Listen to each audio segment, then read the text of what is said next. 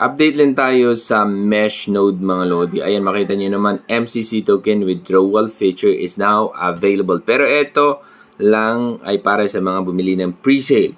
So, bumili ka ng pre-sale, may option ka na kung saan makukuha mo yung token mo. Pero, hindi lahat 100% mawi-withdraw mo. Kundi, I think 25% meron siyang vesting period. Since hindi ako kumuha dyan, okay, i-check nyo dun sa tokenomics kung ilan yung makukuha nyo at ano yung vesting period para malaman nyo.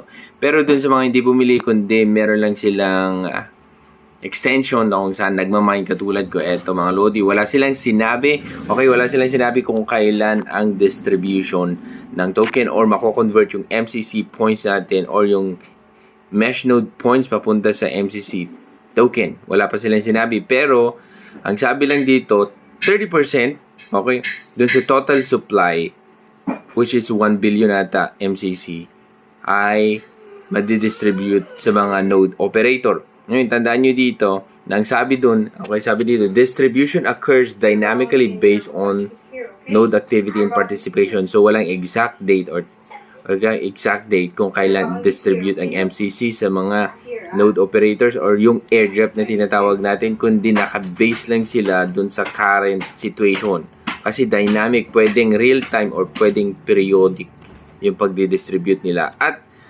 expect, kung mas marami kang ginagawa siguro, mas marami kang bandwidth na nagamit or sabi dito, based on node activity mas madali ka maka-receive siguro ang airdrop mo and then yung participation mo sa network. Siguro kung nag-join ka sa pre-sale, nag-stake ka, kung meron silang staking in the future, isa din yun na tinatawag na participation mo sa network. Okay, so ngayon walang exact date, hindi ata sila magbibigay kasi nga sabi dito mag-a-occur lang daw dynamically.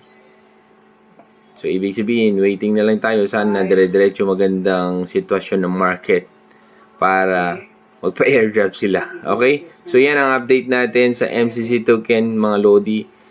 Okay, 1 billion supply. Yan, total supply. Ayan. 1 billion MCC. Okay, andyan din yung kanilang contract address. I think sa BSC scan to. Okay?